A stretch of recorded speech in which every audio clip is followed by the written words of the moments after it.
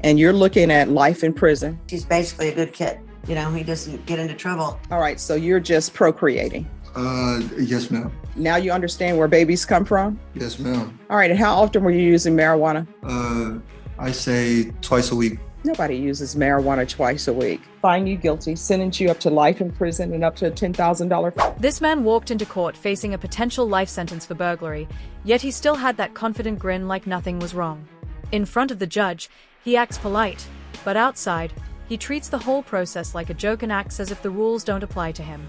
He's also got a DWI case on the way, but today's hearing is just about the burglary, something he was openly talking about before even stepping into court. It's wild how some people only start showing concern when they are moments away from being taken into custody. And quick side note, what do you think about the lawyer's outfit? I honestly can't tell if it's even appropriate for court. Let's jump in and take a closer look. Hello. How are you doing? Oh, I'm doing fine. How are you doing? Doing well. And are you Mr. Yarborough? Yes, ma'am. All right, you entered a plea of burglary of a habitation with intent to commit felony force. According to the plea bargain agreement, punishment is to be assessed at 5 years in the prison. There's a $1,500 fine. State is silent on your application, and this will run concurrent with 696403. Have both parties had a chance to review the PSI report, State? Yes, Judge. Defense? Yes, Judge. Any objections to the PSI report, State? Nothing from the state. Defense? All right, Mr. Yarborough, you entered a plea on August 21st of no contest. I've reviewed the stipulations. I'm unsure if it was said on the record, but I believe it was by Judge Angelini. The court is finding that there is sufficient evidence to find you guilty. Anything you wish to say on behalf of your client? Judge, I believe the PSI speaks for itself. It speaks to the love that his family has for this. I have had many conversations with Mr. Yarborough about him needing to, that you're going to want an explanation for what was he thinking that day, because he's basically a good kid. You know, he doesn't get into trouble, and he's been taking full responsibility for all of his actions. And I think he's a great candidate for deferred adjudication probation on this, especially when the complainant forgives him, doesn't want him, is fine with him getting probation, and kind of wants them back in their lives, although there isn't no contact with her. She doesn't have the child, she's the grandmother. So he said it's okay if you keep that no contact while he's on the deferred. All right, can you raise your right hand? Do you solemnly swear or affirm the testimony you give will be the truth and nothing but the truth, so help you God? Yes, ma'am. You can lower your hand, state your name for the record. D. Donna Yarborough. All right, so before I begin asking you questions, Yes, ma'am. I want to tell you something right here now. Whenever my brothers were late for their curfew that my mom set down, you know what they would always try to tell her? I don't belong in a gang. I haven't committed any crimes. I don't do any drugs. So don't give me that, you know, all right? Yes, ma'am. Because people who are obeying the law shouldn't be doing any of that. Yes, ma'am. So how old is your daughter? She's just turned 3 in July 17th. All right, so, Yes, ma'am. And I have another one on the way due in November. Next week will be the mother of my child's 8th month. all right, and is this the mother of the other child as well? No, ma'am. All right, so you're just procreating. Yes, ma'am. All right, and you understand where babies come from? Yes, ma'am. And if you can't support your children, you should not be having a lot of children. You understand? Yes, ma'am. All right, so why were you smoking marijuana? Coping mechanism. All right, so it is very bad for a child to come to their grandmother's house smelling like marijuana. Yes, ma'am. So do you think it's appropriate for your children to smoke marijuana? No, ma'am, not at all. Well, that's what you did with your baby. Because if you're smoking marijuana around them, which obviously you were, because otherwise the baby wouldn't smell like marijuana, the baby's clothes wouldn't smell like marijuana, we would not be here. Yes, ma'am. And you understand that the grandmother loves her grandchild Yes, ma'am. and wants what's best for her grandchild. Yes, ma'am. Wouldn't do anything to hurt her grandchild. Most definitely. Yes, ma'am. You've been doing things to hurt your grandchild. To hurt your child. You understand that? Yes, ma'am. So, are you diagnosed mentally with anything? ADHD, but that's all. That's no excuse. No. No, there is not. You Yes, should ma'am. not be using marijuana. Yes, And the ma'am. court is not going to allow you to use marijuana in this court while you're on probation. It is illegal in Texas to use marijuana. Yes, ma'am. If I grant your application for deferred adjudication, and if you use marijuana while you're on probation, guess what? A motion to revoke is going to be filed, and you're looking at life in prison. Yes, So ma'am. it's up to you to decide whether potentially going to prison for life is worth that. You understand? Yes, ma'am. Some of you say I'm too hard on people, and I'm really not trying to be. But come on. This guy was caught for burglary. The state is pushing for 5 years, and while he's out waiting for sentencing, he decides to smoke. You had one job, don't mess up before the hearing, and he still couldn't manage that. People like this often act like it's no big deal until they are staring real prison time in the face. Then suddenly it's all yes sir, no sir, like that erases everything. It's tough to feel sorry for someone who never took it seriously in the first place. So, what do you think? If he slips up again, should he get the maximum? Or was this just a bad decision that doesn't define him? So are you employed? I will be as soon as I get out. That's no problem. Have you been employed before? Yes, ma'am. Doing what? Warehouse and construction, manual labor, irrigation, road work, Amazon warehouse. All right. And how old are you? I just turned 26 in July. All right. And how far did you go in school? I have my high school diploma and I have my associates in St. Philip's College, And what? art. And what are you planning on doing with this art degree? I really want to own my own business, but it's steps to that. I still have to pick up the knowledge, but Okay. more is So to come. how does and you know, I think art is great. One of my brothers was great in art and still is great in art.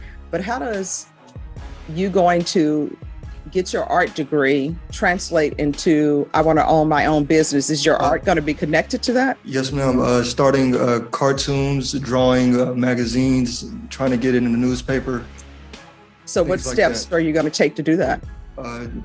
owning my own name, business logo, business account.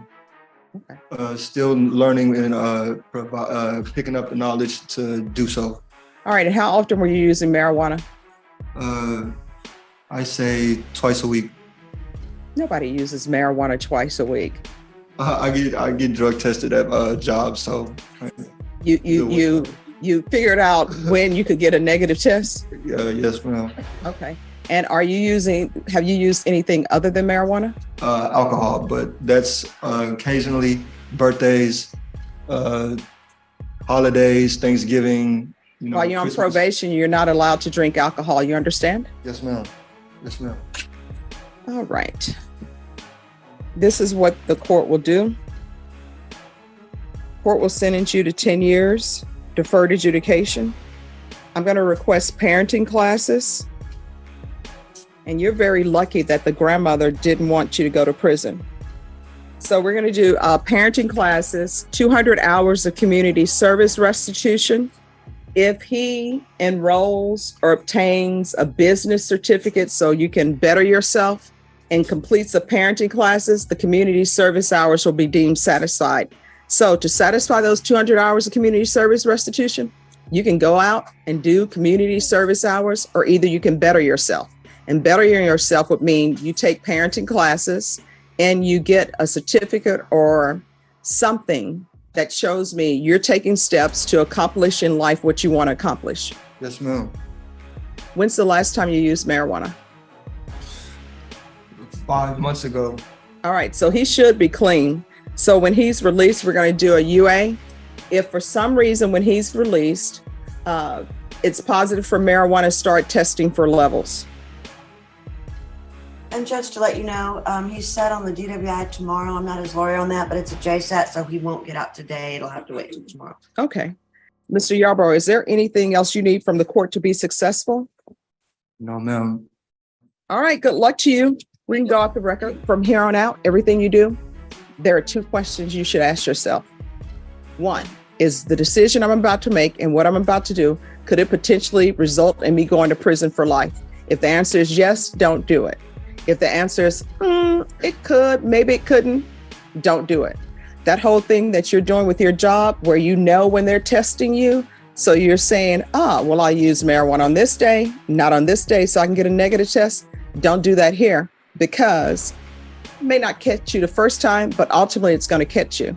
And then you know what's going to end up happening? Warrant's going to be issued for your arrest. You're either going to make bond or you're not. If you don't make bond, you're going to be at the jail. You're going to be brought over in orange. You understand? Yes, ma'am. And just as a side note, how tall are you? I'm 6'6". Okay. All right. Thank you. All right. Do better. And now, just 7 months later, he's back in court again. How do you face the possibility of life in prison and still rack up new charges? This time it's another DWI, on top of the burglary and his previous DWI case. Like I said earlier, we even found out he was bragging about the burglary before he ever stepped foot in court the first time. Part of me wants to believe he might be changing, but another part thinks he's just playing it smart now, being polite and trying to get on the judge's good side. Sure, he's respectful in court and talking about a business idea, but his history shows he does what he wants until his court. You can tell the judge is trying to give him a chance, but honestly, I'm not sure he's earned it yet. And about that lawyer's outfit we mentioned earlier, I still say it doesn't feel right for court. Have we just stopped caring about dress codes altogether? Are you Mr. Yarborough? Yes, ma'am. Did you review the document entitled Motion to Enter Adjudication of Guilt and Revoke Community Supervision with your attorney, and did you understand it? Yes, ma'am. And are you the same Didini Yarborough who's placed on deferred adjudication in 2022 CR 8978 for the offense of burglary of a habitation with intent to commit a felony on September 28, 2023 for a period of 10 years? Is that you? Yes, ma'am. State. Violated condition number 1 on or about the third day of November 2023 in Bexar County, Texas. The defendant, Didini Shaquan Yarborough, committed the offense of driving while intoxicated in violation of condition number 1. How do you plead to that? True or not true? True. Your Honor, state waives all of the violations. Any objection? Objection, Your Honor.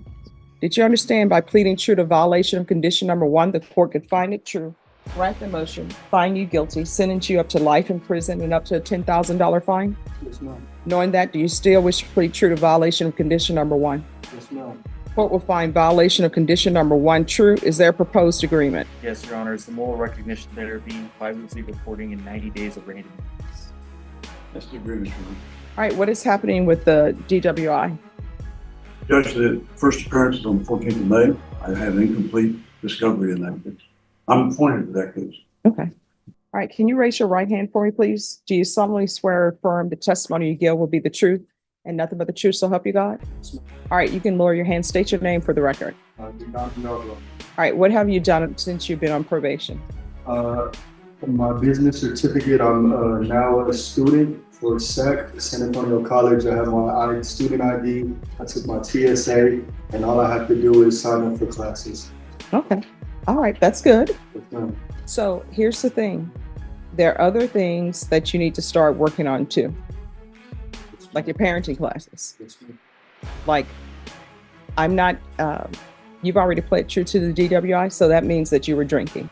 You're not allowed to drink on probation. I think I tell everybody that, or at least a majority of the people, when they're before me on a specific case. It doesn't matter if you're drinking in your house. It doesn't matter if you're drinking in your backyard. Everybody who's on probation, you're not allowed to drink alcohol. Yes, ma'am. So do you realize by drinking alcohol, you're basically saying, oh, I'm okay with doing life in prison. I'll take this drink of alcohol. Do you understand? You're going to have to grow up and realize can't drink alcohol, can't smoke marijuana, can't do any of this on probation. That's what being on probation is. You don't have the same rights and privileges that other people have. You understand? You have a contract with this court. I know you have an agreement with the state. Probation has given me their recommendation, but it's really up to me. So even though they've agreed that you be continued, I could revoke you and send you to prison right now for life. You understand? I really don't think he gets it. 7 months ago, Judge Boyd told him, word for word, that if he drank or smoked while on probation, he could be facing life in prison. Not maybe, not we'll see, life. And what does he do? He goes right back out, drinks, and drives like that warning never even happened. What's frustrating is it feels like Judge Boyd isn't even considering that earlier warning now. No real punishment, no real accountability, just more probation, as if that's suddenly going to fix things. If you're going to give a warning as serious as life in prison, you have to follow through when it's violated, or people stop taking it seriously. We see this way too often. So what do you think? Did he actually learn from this? Or did the court just teach him he can get away with it again? Do not come back here for this nonsense. We're always here in the 187 to help people if they need help with drug or alcohol or whatever, or you have some issues. Pick up the phone, call probation, and we'll see what we can do. But you are not allowed to drink. Do you understand? Yes, ma'am, I do. From here on out, everything that you do, you need to ask yourself, could this potentially result in me going to prison for life? If the answer is yes, don't do it. If the answer is maybe, don't do it. If it's like, I don't know, pick up the phone, call probation. You understand? Yes, ma'am, I do. All right, this is what the court is going to do. Court is finding violation of condition number 1 true. Are you employed? Yes, ma'am. All right. Is there any other issue with him other than this alcohol? Don't report. You could go to prison. You understand? Yes, ma'am, I do. So this is what the court is going to do. The court is finding number 1 true. The court will deny the motion. Court is going to alter and amend conditions to include the following. There's to be 90 sober meetings in 90 days. There's you to report to probation. One time, probation is one time every 2 weeks too much for you all? All right, you're going to report to probation one time every 2 weeks for 60 days. If you miss reporting, they're going to file a motion to revoke. Do you understand? Yes, ma'am. Now, the MRT, that's to help you make better decisions. Do you need help on how to make better decisions? All right. If you do, let me know. We'll give you something. All right. So, and the MRT probation, is there anything else? Is there anything else you need from the court to be successful? All right. That's the court's ruling. We can go off the record, make better decisions. Otherwise, you may find yourself at the prison. Yes, ma'am. And when you go to prison, people will ask you, what are you here for? And you're going to say, well, I drank alcohol or I didn't report to probation. All right. Yes, ma'am. Good luck. I know I've said this before, and I'm not trying to be overly harsh, because yes, he does seem respectful in court. But let's be real, he clearly isn't taking the judge's words seriously. He's just saying what he needs to say to avoid the consequences he was directly warned about. Judge Boyd told him in plain terms that if he messed up again, he could be facing life in prison. And yet, here he is back in court for drinking and driving, and she still gives him probation. At some point, if you're going to warn someone about life in prison, you have to follow through when it's violated, or people will stop taking it seriously. Honestly, I think a short prison sentence might have been the wake-up call he needed. Instead, he's likely leaving thinking that as long as he's polite, he'll get another pass. So, what do you think? Was the judge too soft here, or did he deserve one last chance? Thanks for watching. If you haven't already, hit that like button and subscribe for more daily breakdowns like this. I really appreciate your support, and I'll see you in the next one.